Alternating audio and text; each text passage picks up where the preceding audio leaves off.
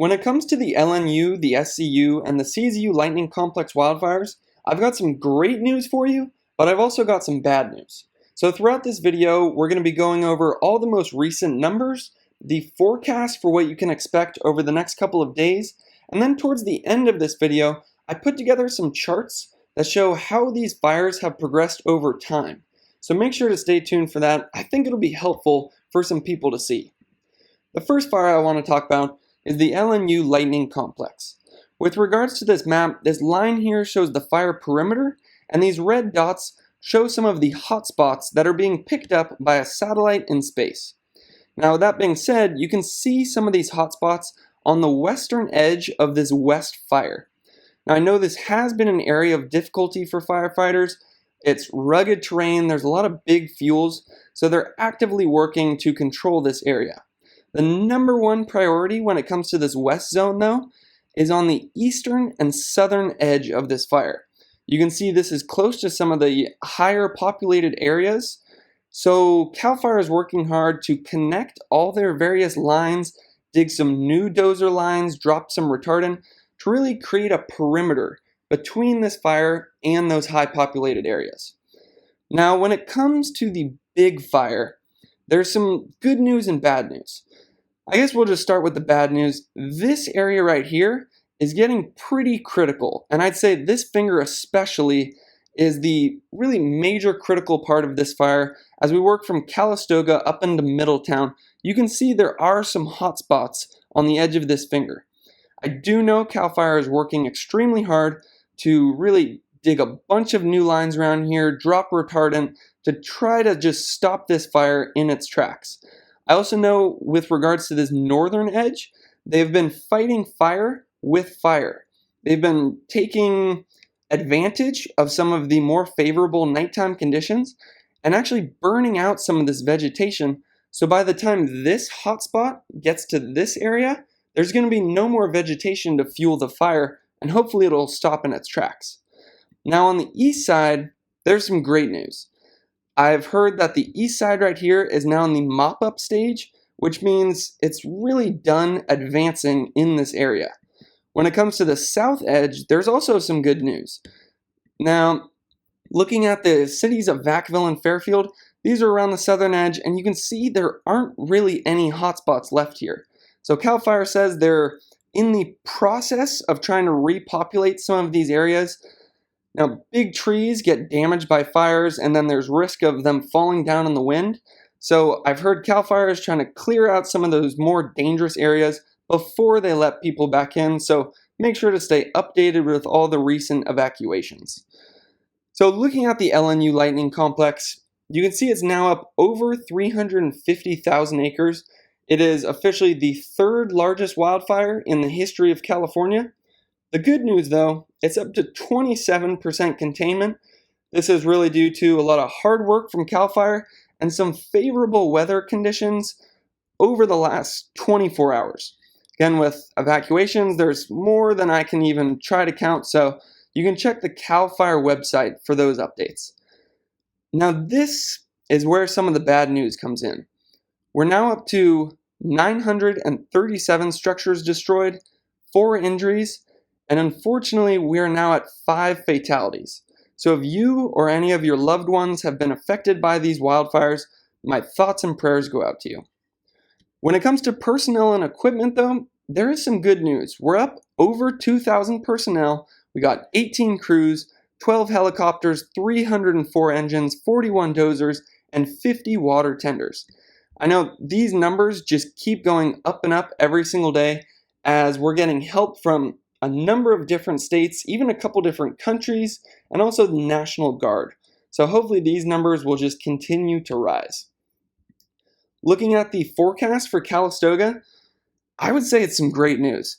First thing I noticed, there's no more red flag warnings or thunderstorm warnings, no more possibility of dry lightning. That's what we've been talking about the last couple of days, and you can see that is no longer a threat. So that is terrific to see. When it comes to the high temperatures for today and tomorrow, we're in the mid 80s, so I'd say that's pretty good too. It's not those triple digits we saw at the start of these fires. Winds, for the most part, are going to be under 10 miles per hour. That's great news. And then humidities, 35%. That's still pretty low, both today and tomorrow, but it's definitely not the humidities we saw in the teens the last couple of days. Again, humidity is important factor for fire because if the air's dry, the vegetation gets dry, and if you've ever tried to start a campfire with a wet log or a dry log, it's pretty intuitive which one is going to be easier to burn and which one burns hotter. So it's good to see that these humidities are actually coming up from what they've been the last couple of days. Number one thing that I would say is encouraging with this graph is overnight tonight, we're going to be dropping into the 50s. It looks like there's going to be almost no wind, and humidities are going to be up to about 80%. So they're really going to be able to hopefully get some control over this really high critical area we see in the Calistoga and Middletown regions. Now, the next fire I want to talk about is the SCU Complex. You can see this little fire up here. I've heard that that one is completely contained now, as well as the northeastern edge of this fire. I've heard this is now contained. And the two areas that are really of concern right now, one, on the southern edge, you can see it is still burning extremely hot. It keeps advancing farther and farther into Henrico State Park. So CAL FIRE has made it a priority to try to really stop this southern edge before it burns any farther. The number one priority, though, is on this northern edge here and this eastern side of the fire. This is where, again, some of those higher populated areas are. And you can see there are still a couple of hot spots. For the most part, it doesn't look too bad in this area, but they're actively trying to create more dozer lines, connect the lines they have, drop some retardant to really create a perimeter between the fire and these high populated areas.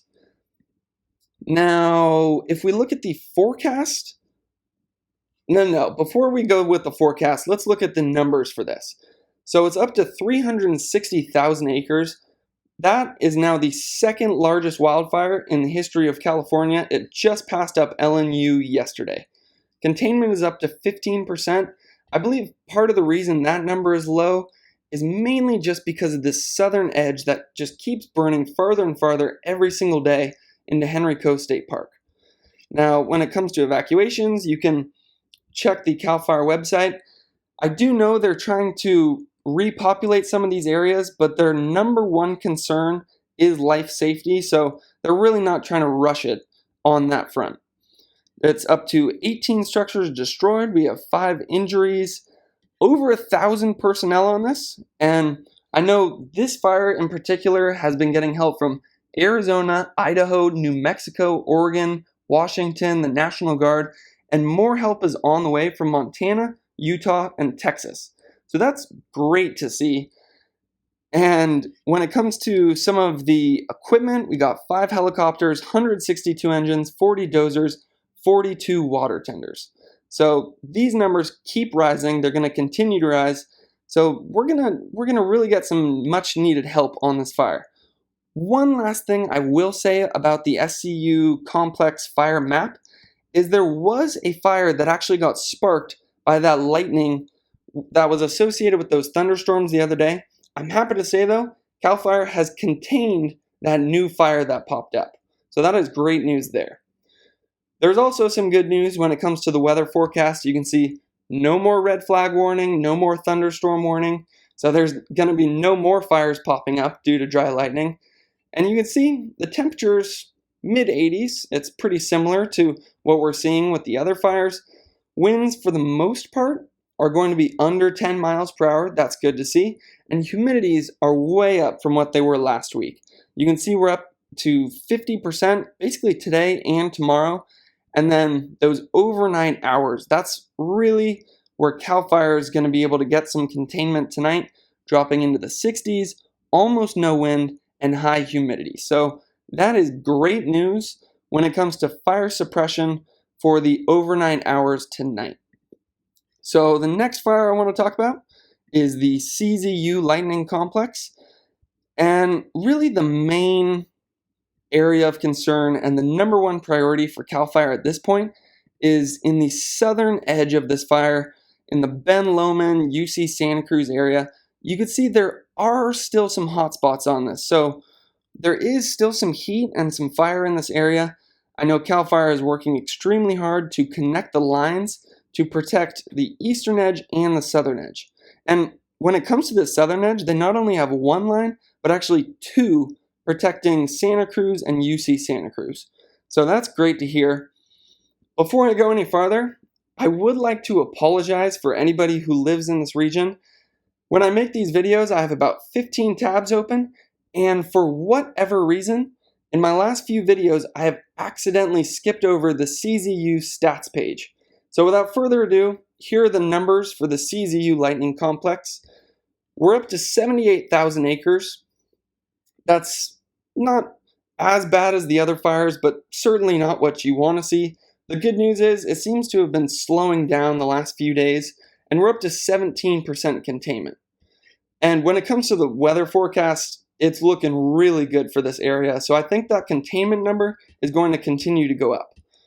Now, evacuations for this area are of extreme importance because, how I mentioned the tree factor earlier, there are a lot of big trees in this area, and a ton of them have been falling down the last couple of days.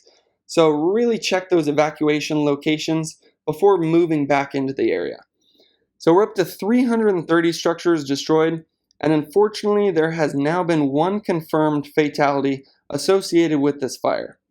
When it comes to personnel and equipment though, these numbers are way up. We got over 1,600 personnel on it, 23 crews, 9 helicopters, 167 engines, 18 dozers, and 37 water tenders. And like I said with the other fires, more and more resources keep coming in every single day. Now, when it comes to the forecast for Ben Lomond, like I said, the forecast for the CZU Lightning Complex is looking honestly terrific. The main reason for that is the winds have, for the most part, shifted onshore. So it's one, bringing moisture from the ocean, two, it's bringing in some cooler temperatures. And the marine layer is about as deep as we've seen it since these fires started.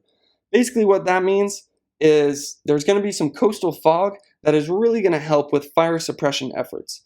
You can see the high temperatures, like the other fires, in the mid-80s. Winds, hopefully this stays true throughout the next couple days, will be under 5 miles per hour. So that's really going to help this fire not spread any further and really not create any new spot fires. Humidity, that's the big one with this fire though. It's up above 50% today, and a lot of that is because of that onshore flow bringing moisture in from the ocean. In the overnight hours, just like the other fires, working into the 50s, almost no wind, high relative humidity, so I'm really hoping that they'll be able to get some good containment on this eastern and southern edge over the hours tonight. So before I wrap this up, I want to show you the charts that I've thrown together showing the progress of these fires over time. Now, the main reason I wanted to put these together is because every single day you can see the number of acres burned just growing and growing, and it's easy to feel a lot of fear and feel overwhelmed as that number just seems gigantic. But if you actually look at the chart of acres burned, you can see that in the last few days, it's actually been starting to level off. If you look at August 19th to August 23rd, you can see this fire, this is showing LNU Lightning Complex. There were some days where it was growing at 100,000 acres. But in the last couple days, you can see it's gone from 340,000 to 353. So while it was some rapid growth between the 19th and the 23rd, it's a great sign to see that growth starting to level out. We have a similar trend when it comes to the SCU Lightning Complex, especially between the 19th and the 23rd. There were some days where it was growing at about 100,000 acres per day, but in the last couple of days, due to those favorable weather conditions, it started to level off, and it's really only grown 20,000 acres between the 23rd and now. When it comes to the CZU Lightning Complex, you can see the worst day was that 19th to the 20th where it grew 30,000 acres. And one thing I will point out when it comes to this graph, it looks like it's ticking up here in the more recent days, but a CAL FIRE representative was saying part of that reason for the tick up at the end is because they've actually been able to map more areas, and they've found some areas that burned that they didn't factor into these earlier days. So overall, these fires appear like the growth is slowing down. We have some favorable weather conditions for the next couple of days. So I'm really hoping that this trend continues and we can really get some containment on these fires. Now I'd like to wrap this up by saying two things. One, thank you to CAL FIRE for all the work you've been doing and also all the updates you've been giving. CAL FIRE is the only source I go to when gathering information for these videos, so thank you for all the continuous reports. Second, I would like to thank the San Jose State Fire Weather Research Laboratory. Basically everything I know about wildfire is due to my work with the Fire Lab and Dr. Craig Clements, so thank you. And as always, if you or any of your loved ones have been affected by these wildfires, my thoughts and prayers go out to you, and thanks for watching.